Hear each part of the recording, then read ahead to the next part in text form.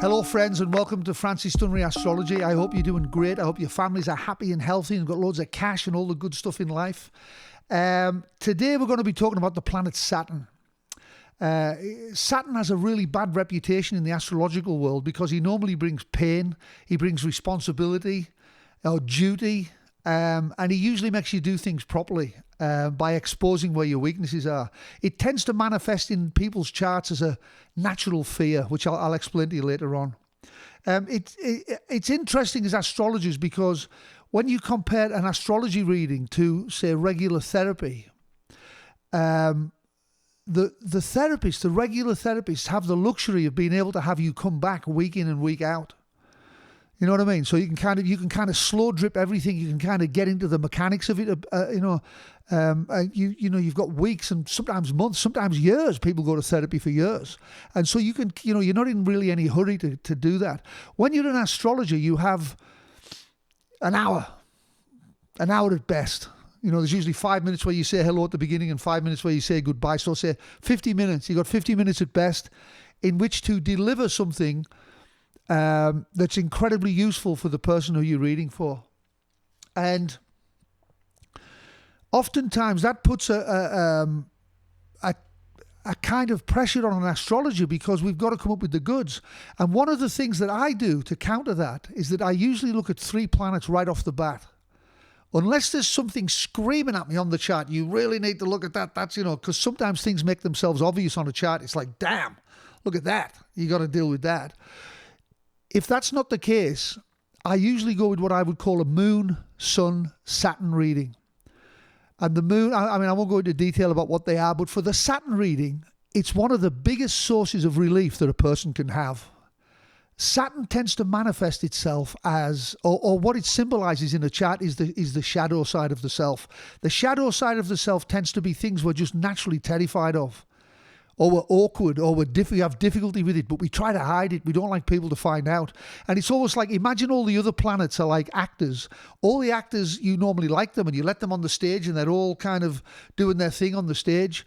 But the shadow, Saturn, is tucked in the basement. You won't let him out because you don't like him. You don't want people to see that about you. You don't want to see those dark, what you consider to be horrible, smelly parts of yourself that, you want to keep it all nice, and we're all nice. So Saturn is locked in a basement, and because he's locked in a basement, he doesn't get to update himself at all. And so he's primitive. It means it's a primitive energy, the shadow. It's never been updated.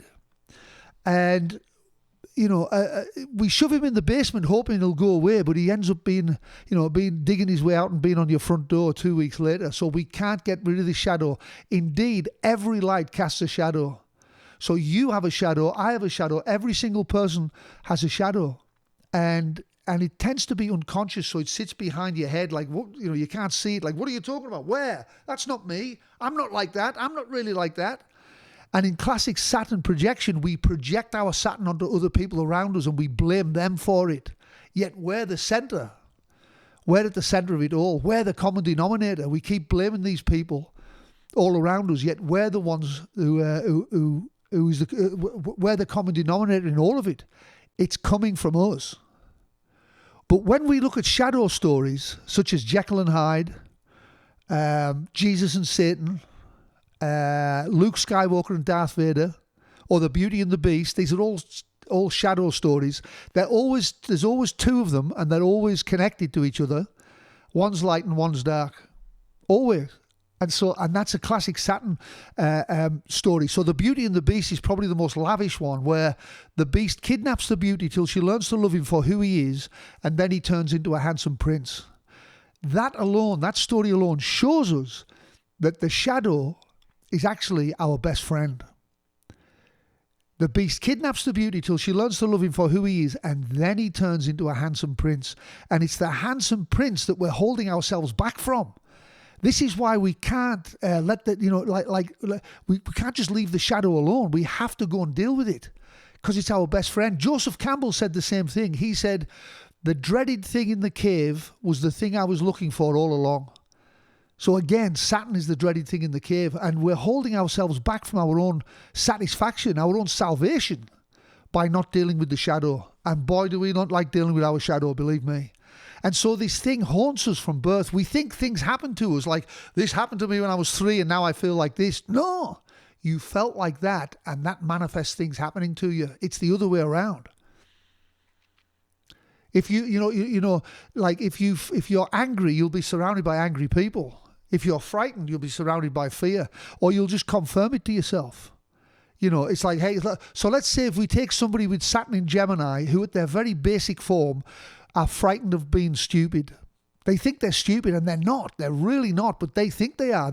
And so they might manifest as like a speech defect. It might manifest as, dyslexia. It might manifest as clumsiness. Anyway, they can look stupid. Or as an overcompensation, it might manifest as somebody who's hell-bent on getting 3 doctorates from Harvard because they have to look like they're clever, which is just as much of a jail sentence as a feat of being stupid. Everything has to be clever. I know. You can't tell them anything. Go, yeah, I know. They can't not know.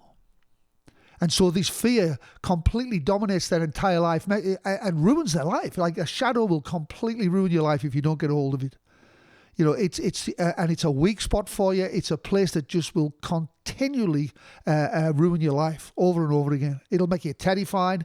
You'll be awkward. You'll be trying to avoid it. And so the people with Saturn in Gemini, if you look at there's an alarming amount of newsreaders with Saturn in Gemini.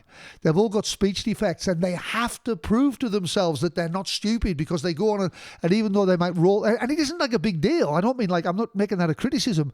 They might, roll their R's, or they might, stammer, but they'll force themselves to go on the TV. So on the TV, like they unconsciously put themselves in situations where they can prove to themselves that they're stupid or not stupid, whichever one. And you can't tell people with Saturn in Gemini anything because they're frightened. They can't not know. It's just not an option. But when you open it up, when you have that conversation about a shadow conversation with somebody, that's the biggest relief you ever see, because they finally get to go, that's what that is. Oh man. And you put it on the table. So you pick the beast, they call it the beast. You pick the beast up out of the basement, and you hose him down. He's all sticky and slimy and disgusting and all that. You hose him down like, give him a haircut and put some new clothes on him, give him a bit of Old Spice here and there. And he becomes your best friend.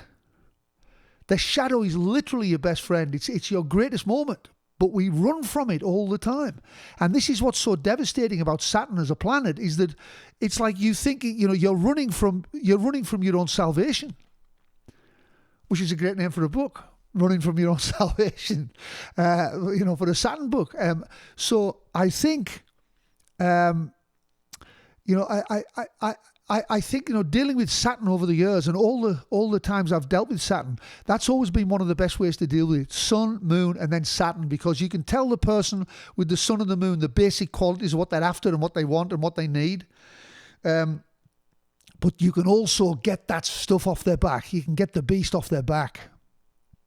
And he's also, he's kind of, they have Saturn analogous to all sorts of things like, the devil and, all this stuff, like all this like crazy stuff like that.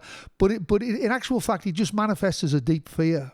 It's a fear that you carry around and keep producing over and over and over again. And it won't stop until you have the conversation, until you deal with it, till you go into the cave. And as soon as you do, and I've seen it 1,000 times, I've done thousands of readings all over the world. As soon as you go into the cave and you put the light on, and you flush it out, it's the people, absolutely, it's life-changing stuff. It certainly was for me as well with my Saturn. It was absolutely life-changing. And so that's it. That's our first video on Saturn. I hope you've enjoyed the information. If you did enjoy the conversation, please subscribe. Please subscribe, because I need all the followers I can get, or subscribers I can get.